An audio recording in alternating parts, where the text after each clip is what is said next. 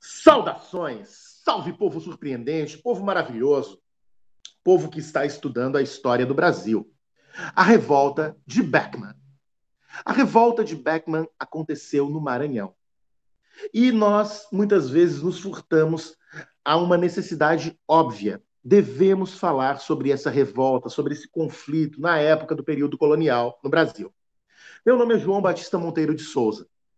E eu estou falando a todos aqueles que são amantes da história do nosso país. Nós temos um pequeno canal de estudos escolares no YouTube. Fiquem à vontade, podem adentrar e, se quiserem, se inscrevam, ativem o sino e semanalmente vocês receberão pelo menos 2 vídeos novos. Fiquem muito à vontade para a nossa discussão. Estamos hoje com uma turma magnífica, uma turma espelho, a 204 da Escola de Ensino Médio Dite Freitas, a Escola Jovem de Tubarão. Estamos em um dia frio no sul do mundo. Estamos no dia 26 de maio do ano da graça de Nosso Senhor Jesus Cristo de 2021. E as temperaturas neste exato momento marcam 9 graus. Amanhecemos com 7 graus na cidade de Tubarão, uma das mais antigas cidades de Santa Catarina, que estará comemorando amanhã os seus 151 anos. A revolta de Beckman, no Maranhão. Saudações a quem tem coragem. Vamos que vamos, dele que dele. É isso aí. Eu sou o tio João. Sabe, no período colonial houveram várias divergências entre jesuítas e colonos. Isso é um fato. Nós já discutimos em outras mentorias que os jesuítas, inclusive, tiveram duras batalhas com os bandeirantes que tinham interesse, sim, na questão indígena, principalmente no apressamento, na escravidão. Uma coisa é certa, eles queriam capturar para utilizar como mão de obra, embora já soubessem que não era tão boa a mão de obra indígena quanto a escrava negra. Na verdade, todo tipo de escravidão é uma forma brutal de tratar o ser humano. Entretanto, os africanos, eles tinham o hábito agrícola idêntico ao europeu, diferente dos povos nativos, dos povos pré-coloniais americanos. Esse é o ponto. E um detalhe simples, os jesuítas, eles queriam aculturar os índios, os jesuítas queriam transformar os índios em pessoas que estivessem aptas a viver os costumes europeus, o que também, em um ponto, foi errado. E nós devemos aqui observar que algumas dessas divergências elas foram caracterizadas em uma grande revolta que aconteceu no estado do Maranhão, já no século XVII. Foi a chamada Revolta de Beckman. Isso é um detalhe que eu gostaria de falar para vocês. Um detalhe, foram uma série de conflitos. E lembrem-se que existiam colônias jesuítas, reduções jesuítas portuguesas no norte e no nordeste do Brasil. Na época da União Ibérica, lá entre 1580 e 1640, nós já falamos sobre isso, inclusive, com referência em uma outra mentoria, na formação holandesa do Brasil.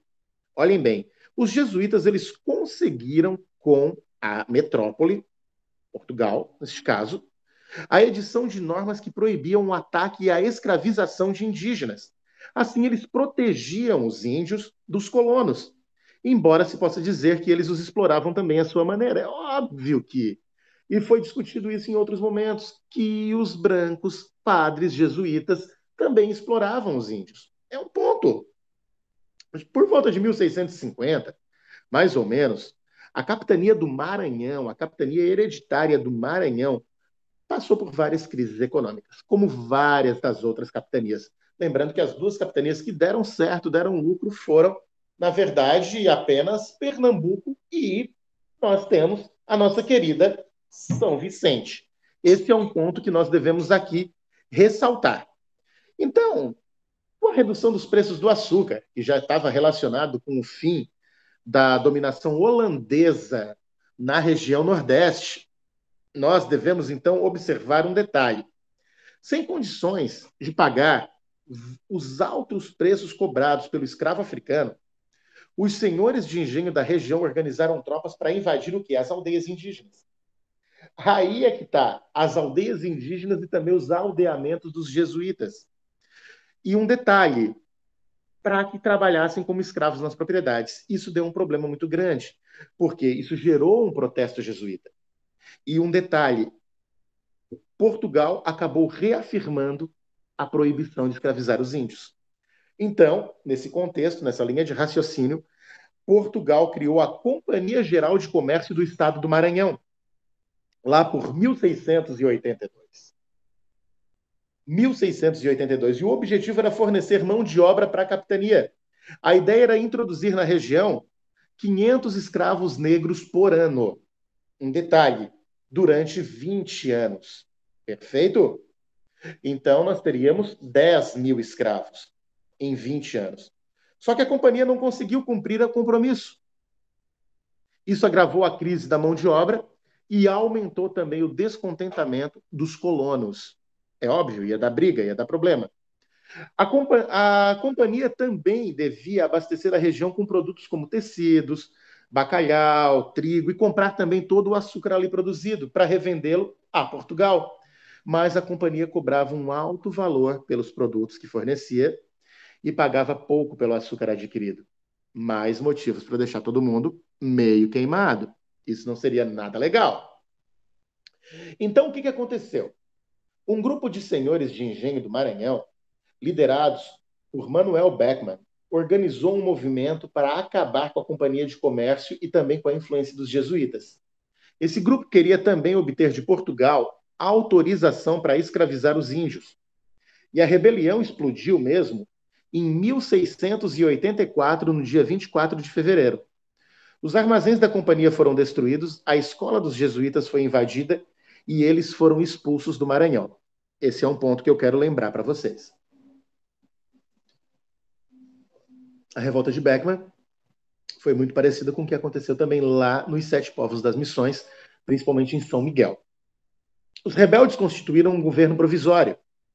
E o irmão de Manuel Beckmann, Tomás Beckmann, foi encarregado de ir a Lisboa expor a situação ao rei de Portugal. Ao saber do acontecido, o rei não aceitou a atitude dos revoltosos, prendeu o Tomás e enviou a Maranhão um novo governador. O nome dele era Gomes Freire de Andrade. Ele chegou em 1685, enforcou Manuel Beckmann e os outros líderes do movimento.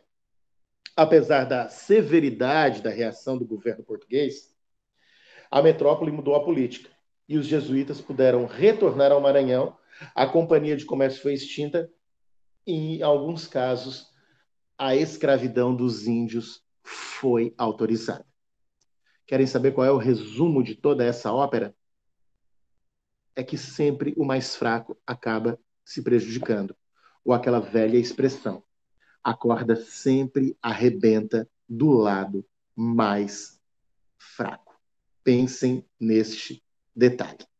Muito obrigado, fiquem com Deus, bons estudos e uma boa semana.